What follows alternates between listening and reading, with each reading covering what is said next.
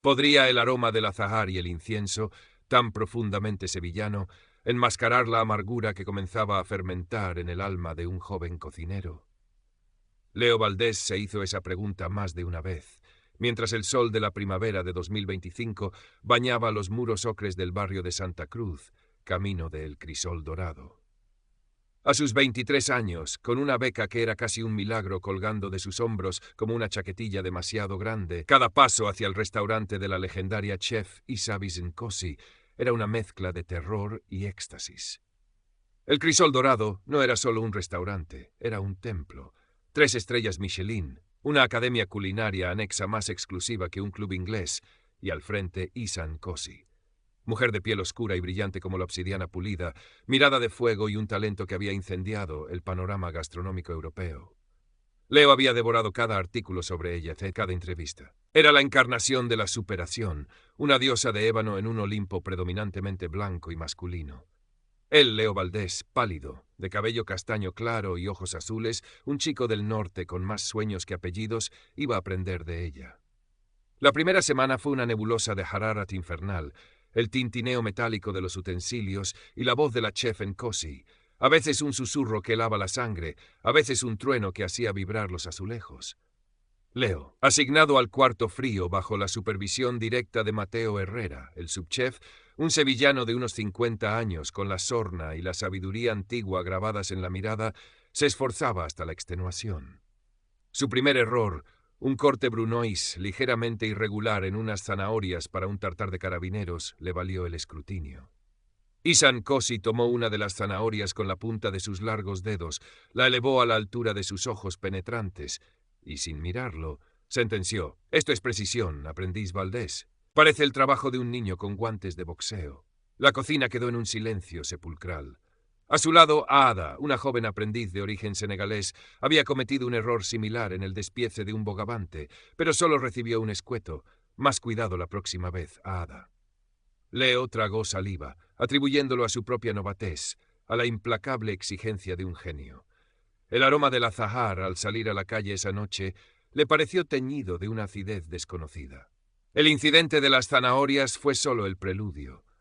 Leo pronto descubrió que la vara de medir de la chef Nkosi parecía tener diferentes longitudes según quién sostuviera el cuchillo. Un día presentó con orgullo una bichisois con perlas de aceite de oliva arbequina y un crujiente de jamón ibérico que él mismo había deshidratado. Isa probó una cucharada minúscula. Sus labios apenas se movieron. Predecible, Valdés. Técnica de manual de escuela de hostelería barata.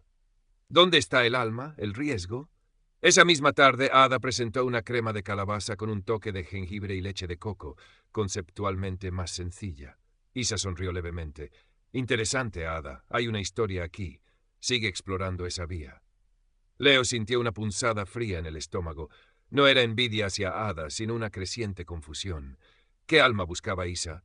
¿Acaso su piel pálida y sus ojos azules eran un lienzo demasiado vacío para ella?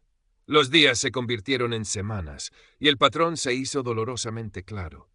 Si Leo limpiaba el pescado con una meticulosidad impecable, Isa encontraba una escama invisible. Si su mise en place era perfecta, ella reorganizaba sus recipientes con un suspiro de impaciencia, murmurando algo sobre la intuición que a algunos les faltaba. El joven comenzó a moverse por la cocina como un fantasma, sus hombros encorvándose ligeramente, el brillo inicial de sus ojos azules opacándose por una persistente ansiedad. Las pequeñas quemaduras y cortes en sus manos, antes medallas de su esfuerzo, ahora parecían estigmas de su fracaso. Mateo Herrera, el subchef, observaba en silencio desde su rincón en la partida de carnes. Era un hombre de pocas palabras, pero su mirada lo decía todo. Un día, mientras Leo luchaba por mantener la compostura tras una reprimenda particularmente cruel de Isa por una reducción de Pedro Ximénez, que según ella sabía a jarabe para la tos de camionero, Mateo se le acercó. «No dejes que te coma el coco, chaval», dijo en voz baja mientras fingía revisar unos solomillos. «Esta cocina es un volcán. Algunos días escupe fuego para todos lados, otros se ceba con uno solo». «¿Pero por qué yo, Mateo?», susurró Leo, la voz quebrada. «Me esfuerzo, estudio, practico». Mateo suspiró, el aroma del tomillo y el ajo impregnando sus palabras. «La chef Nkosi es complicada, ve el mundo a su manera, Tú sigue a lo tuyo, demuestra lo que vales. El talento, si es de verdad, siempre encuentra una rendija por donde brillar, como el sol en estos callejones. El apoyo velado de Mateo fue un pequeño bálsamo, pero la herida seguía supurando. Leo empezó a tener pesadillas con la mirada de Isa, con sus manos oscuras desechando sus platos. La pasión que lo había llevado a Sevilla luchaba ahora contra un miedo paralizante a entrar cada mañana en el crisol dorado. El contraste era brutal. Fuera, la alegría primaveral de Sevilla, los patios cuajados de geranios, el rasgueo de una guitarra. Dentro, el silencio tenso de la cocina, roto solo por las órdenes secas de Isa o sus críticas aceradas, casi siempre dirigidas a él. La situación alcanzó un nuevo nivel de crueldad durante los preparativos para la feria de abril. El crisol dorado ofrecía un menú degustación especial y la presión era máxima. A Leo se le asignó la tarea de preparar cientos de miniaturas de tarta de Santiago, un postre que, aunque no era andaluz, Isa había decidido incluir con un toque vanguardista. Durante 3 días, Leo apenas durmió, horneando bizcochos de almendra ligeros como el aire, preparando un merengue suizo con azahar que debía ser etéreo. Justo antes del primer servicio importante, mientras Leo disponía las tartitas en bandejas con una concentración febril, Isa se acercó. No probó nada.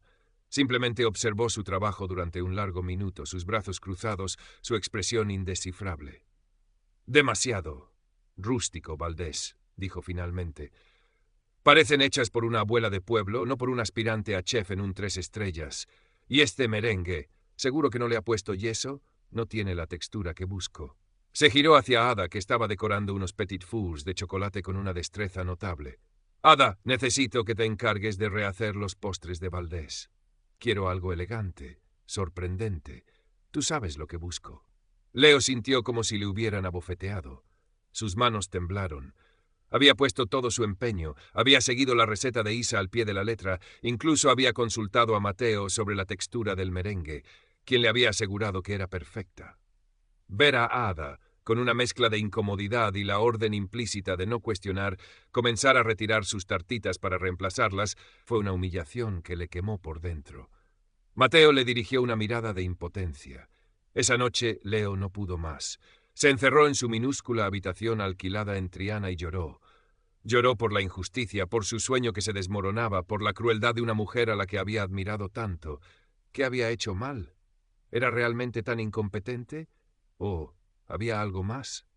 La insinuación de Isa sobre abuela de pueblo era una forma de menospreciar su origen, su blancura, su falta de ese alma exótica que ella parecía valorar en otros. Comenzó a investigar más a fondo sobre Isa Nkosi, buscando no solo los artículos laudatorios, sino también foros de antiguos empleados, blogs olvidados. Encontró retazos, comentarios anónimos que hablaban de un ambiente de trabajo tóxico, de favoritismos, de una exigencia que a menudo cruzaba la línea hacia el abuso psicológico. Pero nada sólido, nada que no pudiera ser desmentido como el rencor de exempleados descontentos. Isa era una figura demasiado poderosa, demasiado admirada. La gota que colmó el vaso llegó con el anuncio del concurso interno Joven Promesa Crisol Dorado. El ganador tendría la oportunidad de crear un plato para el menú de otoño y una estancia de formación en un afamado restaurante de Lyon.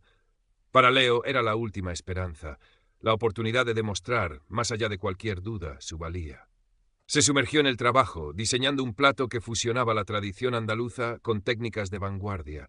Un lomo de bacalao confitado a baja temperatura sobre un lecho de espinacas con garbanzos crujientes y una velouté de su propia cabeza con azafrán y naranja amarga de Sevilla. Era arriesgado, complejo, pero sentía que era lo mejor que había creado nunca. Mateo lo probó en secreto y asintió con aprobación. «Esto tiene duende, Leo. Esto tiene alma, la tuya». El día de la presentación, la tensión en la cocina era palpable. Isa Nkosi presidía una pequeña mesa junto a Mateo y el maitre. Uno a uno, los aprendices presentaron sus creaciones. Ada ofreció un delicado tartar de gamba blanca con mango y un aire de cilantro que recibió elogios por su frescura. Cuando le tocó el turno a Leo, su corazón latía con fuerza. Explicó su plato con voz clara, describiendo la inspiración, las técnicas. Isa lo escuchó con la misma expresión impasible. Probó un pequeño bocado. El silencio se alargó. «Valdés», comenzó Isa, su voz suave pero con un filo helado. «Admiro su atrevimiento, Pero esto es un batiburrillo conceptual, demasiados elementos luchando entre sí. El bacalao está correcto, sin más. Las espinacas, un clásico que usted no reinventa. Y la velouté es densa, le falta elegancia. Me recuerda a esas sopas de pescadores que se hacen con las sobras. Hay que tener raíces para entender ciertos sabores, cierta profundidad. No basta con la técnica del libro de niño bien. Hizo una pausa y sus ojos oscuros se clavaron en los azules de Leo. Algunos creen que por tenerlo todo de cara desde que nacen, el talento les caerá del cielo sin sufrimiento. Pero la cocina, la verdadera cocina, necesita alma, Valdés. Y el alma se forja en el fuego, no en la comodidad. Descalificó su plato sin más. El ganador fue un joven aprendiz francés, protegido de Isa, con un plato técnicamente inferior, pero que según ella mostraba una prometedora visión personal. Leo sintió un vacío helado en el pecho. No era solo la derrota, era la brutalidad del juicio, la insinuación constante, la sensación de estar siendo juzgado no por su cocina, sino por algo que no podía cambiar, su origen, su piel, la percepción que Isa tenía de él. Ya no había dudas. Esto no era exigencia, era algo personal, un ensañamiento deliberado. Esa noche, al volver a su habitación, la rabia había suplantado a la tristeza. Se sentó en la cama, el diploma de su beca en la mano, y por primera vez consideró la posibilidad de que su sueño sevillano se hubiera convertido en una pesadilla de la que necesitaba despertar. Mateo, al despedirse, le había apretado el hombro con fuerza. No dejes que te apague, Leo. Lo que ha dicho hoy no es de chef, es de otra cosa. Tú vales mucho. Leo pensó en su abuela, en el aroma de sus guisos humildes pero llenos de amor. Pensó en su propia pasión, esa que Isa intentaba pisotear. Y una nueva determinación, fría y afilada como un cuchillo de chef, comenzó a tomar forma en su interior. No sabía cómo, pero no iba a permitir que Isabis Nekosi destruyera lo único que realmente le importaba. Recordó los retazos de información que había encontrado online, los susurros de otros aprendices que habían pasado por el crisol dorado y habían salido escaldados. Quizás no era el único. Quizás la fachada de Isa Nkosi ocultaba más de lo que el mundo gastronómico quería ver. Se acordó de un nombre que había surgido en un foro, el Comensal Justo, un bloguero anónimo, temido y respetado en el sector por sus críticas incisivas y sus investigaciones a fondo sobre las cloacas de la alta cocina. Nadie sabía quién era, pero sus artículos podían encumbrar o destruir reputaciones. Current Part Characters, 36 Total Characters, 1211. Con una mezcla de miedo y una resolución febril, Leo encendió su viejo portátil. Durante las siguientes semanas compaginó su trabajo en el crisol dorado, donde ahora se movía con una cautela extrema y una máscara de indiferencia, con una investigación sigilosa. Empezó a llevar un diario detallado, anotando cada incidente, cada comentario hiriente de Isa, las fechas, los testigos.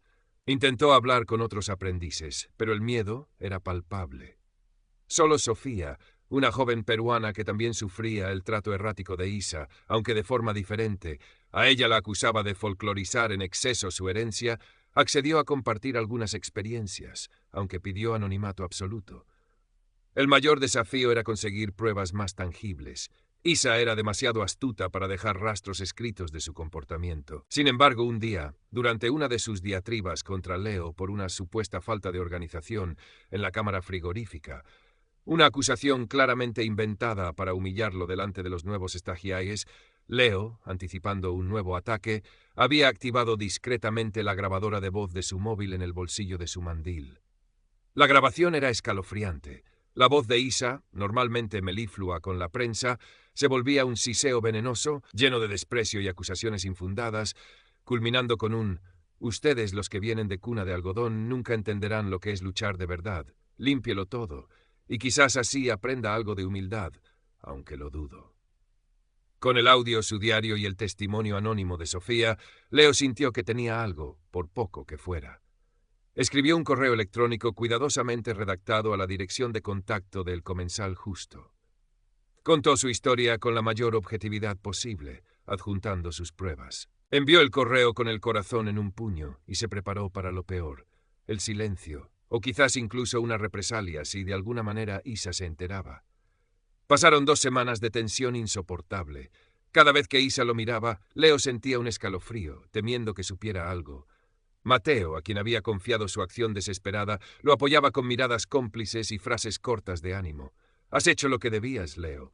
Ahora a esperar la marea». Y la marea llegó. Un lunes por la mañana, el mundo gastronómico español se despertó con un terremoto. El Comensal Justo había publicado un extenso artículo en su influyente blog. El titular era una bomba. El crisol dorado, o el crisol del abuso. La sombra de la chef estrella Isabis Nkosi. El artículo era demoledor. Detallaba con precisión el caso de Leo Valdés, cuyo nombre se mantenía en seudónimo como aprendiz él para protegerlo inicialmente, pero también incluía fragmentos del testimonio de aprendiz S, Sofía, y referencias a otros, casos similares que el bloguero afirmaba haber contrastado. Detallaba con precisión el caso de Leo Valdés, cuyo nombre se mantenía en seudónimo como aprendiz él para protegerlo inicialmente, pero también incluía fragmentos del testimonio de aprendiz S, Sofía, y referencias a otros. Transcribía partes del audio donde la voz de Isa Nkosi sonaba irreconociblemente cruel. El bloguero no cuestionaba el talento culinario de Isa, pero sí sus métodos de gestión y su ética, acusándola de crear un ambiente de trabajo tóxico, de favoritismo y de un posible ensañamiento con ciertos perfiles de aprendices, particularmente aquellos a los que ella, por razones que el bloguero dejaba abiertas a la especulación, parecía percibir como una amenaza o un recordatorio de injusticias pasadas que ella misma había sufrido y ahora proyectaba. El impacto fue instantáneo.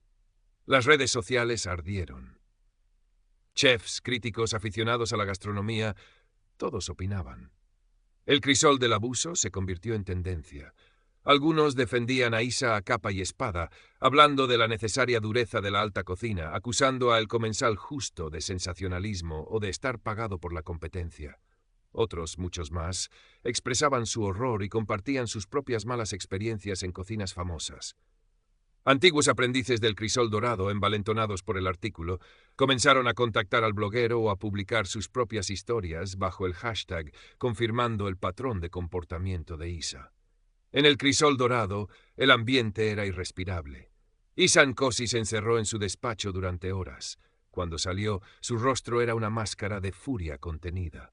Convocó a todo el personal, desde los aprendices hasta el maître. Con una voz tensa pero firme, negó todas las acusaciones, calificándolas de calumnias de individuos resentidos e incompetentes que no soportan la exigencia de la excelencia. Anunció que tomaría acciones legales contra el Comensal Justo y cualquiera que difundiera esas mentiras. Miró directamente a Leo, que mantuvo la vista baja, sintiendo el peso de todas las miradas. Sabía que Isa sospechaba de él, pero no tenía pruebas directas de su implicación con el bloguero. Los días siguientes fueron un infierno. La prensa comenzó a hacer guardia a las puertas del restaurante. Las reservas cayeron en picado. Varios patrocinadores importantes de la academia y del restaurante emitieron comunicados distanciándose discretamente de Isa o anunciando una revisión de su colaboración. El sueño de Leo se había convertido en una guerra abierta y él estaba en el epicentro. Mateo le aconsejó mantener un perfil bajo. Ahora la tormenta es de ella. Leo, tú ya has lanzado tu piedra al agua. Isa contraatacó en una entrevista exclusiva para una importante revista gastronómica. Allí, sin mencionar directamente a Leo, habló de su difícil ascenso como mujer negra en un mundo de hombres blancos, de cómo tuvo que ser el doble de buena y el triple de dura para sobrevivir y triunfar. Insinuó que las críticas actuales provenían de aquellos que no entendían su lucha, de jóvenes privilegiados que esperan que todo les sea regalado, y que se ofenden ante la primera dificultad. Era una jugada astuta, intentando convertir su comportamiento abusivo en una narrativa de fortaleza y exigencia malinterpretada, jugando la carta racial a la inversa para generar simpatía. Pero el daño ya estaba hecho. El audio era irrefutable. Demasiados testimonios emergían. La imagen de Isa Nkosi, el icono intocable, comenzaba a resquebrajarse. La junta directiva de un grupo inversor que poseía una participación minoritaria en el crisol dorado y financiaba gran parte de la academia, exigió una investigación interna independiente. Leo sabía que su tiempo en el crisol dorado había terminado, independientemente del resultado. La atmósfera era demasiado tóxica, las miradas acusadoras demasiado pesadas. Un viernes, al terminar su turno, presentó su renuncia formal a Mateo, ya que Isa se negaba a recibirlo. Has sido valiente, Leo, le dijo Mateo, estrechándole la mano con fuerza. Más de lo que te imaginas. Esto no te lo quitará nadie. No sé qué haré ahora, Mateo, confesó Leo, una mezcla de alivio y terror ante el futuro incierto. El mundo es grande y la cocina también. Ya encontrarás tu sitio. Y si necesitas algo, sabes dónde estoy. Current Part Characters 37 de 48, Total Characters 1973. Leo salió del crisol dorado esa tarde sintiendo un peso enorme levantarse de sus hombros, pero también una profunda melancolía. Sevilla, con su luz dorada y el perfume de los naranjos en flor, le pareció de repente una ciudad extraña, un escenario donde había representado un drama que no había elegido. Se refugió en su pequeña habitación, desconectó el teléfono y durmió durante casi 20 horas seguidas. Las siguientes semanas fueron de incertidumbre. El escándalo de Isa Nkosi seguía resonando en el mundillo gastronómico. Algunos la defendían con vehemencia, otros pedían su cabeza. El Comensal Justo publicó un segundo artículo con más testimonios, incluyendo el de un antiguo subchef que había trabajado con Isa años atrás y corroboraba el patrón de abuso de poder selectivo. La investigación interna en el crisol dorado avanzaba lentamente, envuelta en secretismo. Leo, mientras tanto, buscaba trabajo. Envió su currículum a decenas de restaurantes en Sevilla y otras ciudades de España. Las respuestas eran escasas. Algunos lo reconocían como el chico del escándalo de Nkosi y le cerraban la puerta con excusas vagas. Otros simplemente no respondían. El estigma era real. Parecía que desafiar a una figura tan poderosa tenía un precio muy alto. Comenzó a cuestionarse si había hecho lo correcto. La soledad era una compañera constante. A veces, la pasión por la cocina que lo había sostenido durante tanto tiempo parecía una brasa mortecina a punto de extinguirse. Recordaba las palabras de Isa sobre el alma forjada en el fuego, y una ironía amarga lo invadía. Su alma se sentía chamuscada, sí, pero no de la forma que ella predicaba. Fue Mateo quien rompió su aislamiento. Un día se presentó en su habitación con una botella de manzanilla y unos langostinos de Sanlúcar. «Anda, chiquillo, arriba ese ánimo», le dijo, mientras improvisaba un aliño en la minúscula cocina de Leo. «Me han contado que andas de capa caída. Normal. Pero rendirse no está en tu ADN, ¿o sí?» Comieron y hablaron durante horas. Mateo le contó más sobre su propia historia, sobre cómo él también había chocado con chefs estrella con pies de barro, sobre cómo había aprendido a sobrevivir en ese mundo sin perder su amor por el oficio. «Mira, Leo», dijo finalmente Mateo, mientras apuraba su copa. «Tengo un cuñado que tiene un bar de tapas aquí en Triana. Nada de estrellas Michelin, ¿eh? Comida de verdad para gente de verdad. El cocinero se le acaba de jubilar. Busca a alguien con ganas y buenas manos. La paga no es para tirar cohetes, pero el ambiente es bueno y se come de maravilla». Leo lo miró. Un bar de tapas. Después de soñar con el crisol dorado, con la alta cocina, con Lyon, sonaba a derrota. Pero luego vio la sinceridad en los ojos de Mateo, la oferta genuina de una tabla de salvación. Y pensó en su abuela, en la alegría sencilla de cocinar para hacer feliz a la gente. «¿Pero por qué no?», dijo Leo, una pequeña sonrisa asomando por primera vez en semanas. «Me encantaría conocer a tu cuñado». El bar se llamaba El Ancla. Era un local pequeño, ruidoso y alegre en el corazón de Triana, con azulejos antiguos, jamones colgando del techo y un aroma constante a pescadito frito, guisos caseros y buena conversación. Manolo, el cuñado de Mateo, era un hombre corpulento y afable, que lo recibió con un apretón de manos que casi le rompe los dedos y una sonrisa franca. «Mateo me ha hablado maravillas de ti, muchacho», dijo Manolo. «Dice que tienes manos de santo, aunque vengas de un sitio con más cuento que calleja. Aquí no hay espumas ni esferificaciones, solo buena materia prima y cariño. Si te animas, la cocina es tuya». Leo se animó. La primera semana fue un torbellino. Acostumbrado a la precisión milimétrica y al silencio tenso del crisol dorado, el caos organizado y la familiaridad del ancla fueron un shock cultural. Pero pronto encontró su ritmo. Comenzó a preparar las tapas clásicas, ensaladilla, espinacas con garbanzos, pavillas de bacalao, carrillada. Pero también, con el permiso de Manolo, empezó a introducir pequeños toques personales, sutilezas aprendidas en su breve pero intenso paso por la alta cocina, adaptadas al paladar trianero. Un salmorejo con un aceite de albahaca más intenso, unas croquetas con una bechamel especialmente cremosa, Un pequeño montadito donde el secreto ibérico se encontraba con una compota de manzana ligeramente ácida. Los clientes lo notaron. «Manolo, este chaval nuevo cocina que alimenta», se oía a menudo. Leo, al principio tímido, empezó a sonreír desde detrás de la barra de la cocina, sintiendo una calidez que hacía mucho no experimentaba. No había estrellas Michelin ni críticos famosos, pero había el murmullo satisfecho de la gente disfrutando de su comida, las risas, la vida. Su pasión, aquella que Isan Kosi había intentado apagar, volvía a arder con una llama tranquila pero firme. Un día, mientras preparaba el guiso del día, unas lentejas estofadas con chorizo y morcilla que olían a gloria, Mateo entró en el bar. Se sentó en la barra y pidió un plato. Leo se lo sirvió con orgullo. Mateo probó una cucharada, cerró los ojos un instante y luego miró a Leo. «Esto, muchacho», dijo con la voz ligeramente embargada, «esto sí que tiene alma, la tuya y de la buena». Leo sonrió, una sonrisa amplia y genuina que le iluminó el rostro. Quizás este no era el camino que había soñado, pero se sentía, por primera vez en mucho tiempo, en el lugar correcto. Mientras tanto, el escándalo del crisol dorado seguía su curso. La investigación interna concluyó con un informe ambiguo que recomendaba mejoras en los protocolos de gestión de personal y un programa de coaching para el liderazgo ejecutivo. Isan Kosi se tomó una baja temporal por motivos personales. El restaurante perdió una de sus estrellas Michelin en la siguiente guía. Nunca se recuperó del todo. Se rumoreaba que Isa estaba intentando montar un nuevo proyecto en el extranjero, lejos del escrutinio español. Leo rara vez pensaba en ella. Estaba demasiado ocupado en el ancla, experimentando, aprendiendo de Manolo la sabiduría de la cocina tradicional, disfrutando del contacto directo con la gente.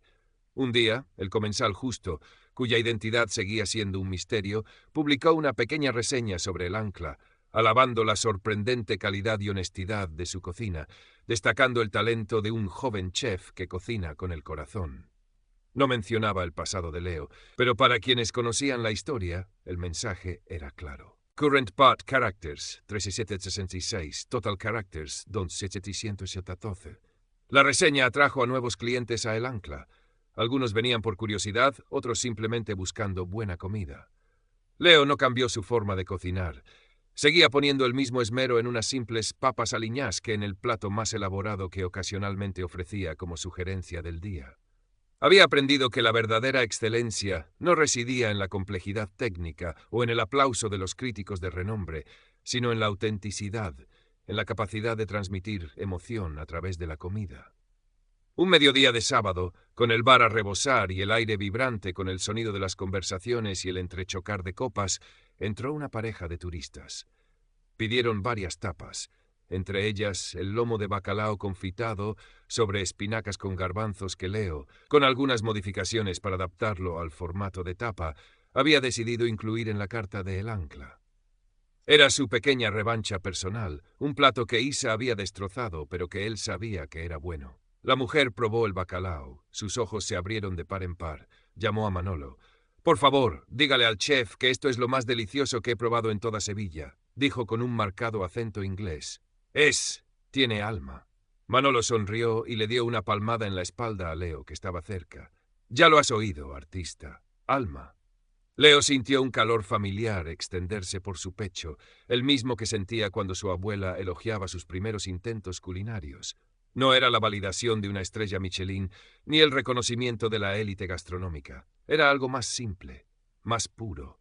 Era la conexión humana a través del sabor, la alegría compartida de una buena comida. Meses después, Mateo y Leo decidieron dar un paso más.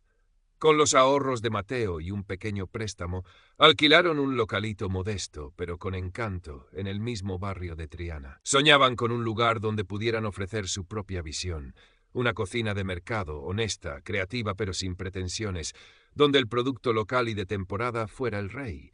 Lo llamarían Candela, por el fuego de la cocina y la luz que ambos habían encontrado tras sus propias oscuridades. El camino no fue fácil. Hubo días de dudas, de agotamiento, de problemas financieros, pero la pasión compartida y el recuerdo de lo vivido los mantenía unidos. Leo ya no era el joven ingenuo que había llegado a Sevilla. La experiencia con Isan Kosi lo había marcado, sí, pero también lo había fortalecido.